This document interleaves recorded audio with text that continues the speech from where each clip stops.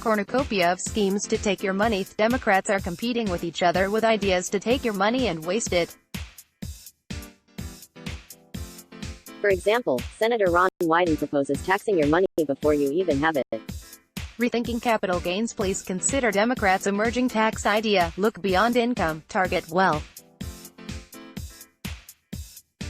Biden plan. Former Vice President Joe Biden, the candidate most prominently picking up where Mr. Obama left off, has proposed repealing stepped-up basis. Taxing unrealized gains at death could let Congress raise the capital gains rate to 50% before revenue from it would start to drop, according to the Tax Policy Center, because investors would no longer delay sales in hopes of a zero tax bill when they die.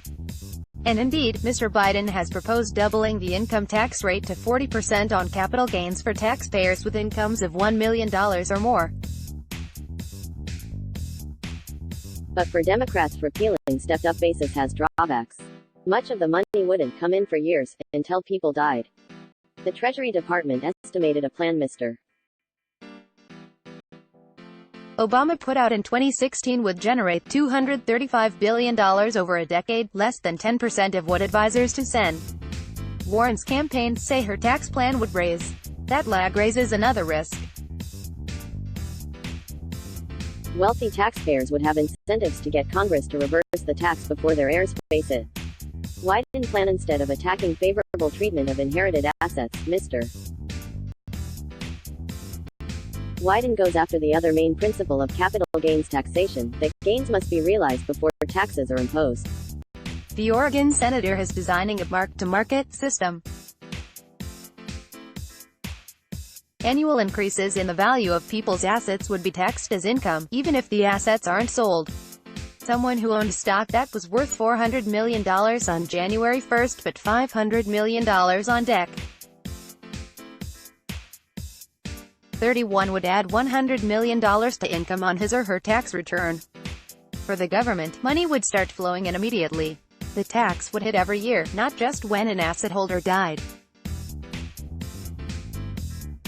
Mr. Wyden would apply this regime to just the top 0.3% of taxpayers, said spokeswoman Ashley Chapital. There are serious challenges. Revenue could be volatile as markets rise and fall. Also, the IRS would determine asset increases annually, requiring baseline values and ways to measure change. That's easy for stocks and bonds but far more complicated for private businesses or artwork.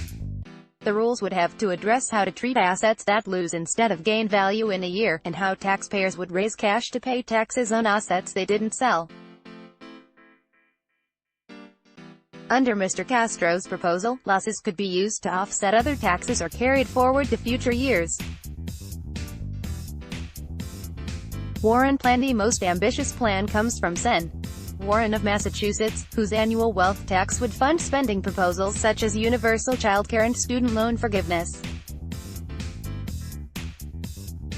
The ultra-rich would pay whether they make money or not, whether they sell assets or not, and whether their assets are growing or shrinking. Ms.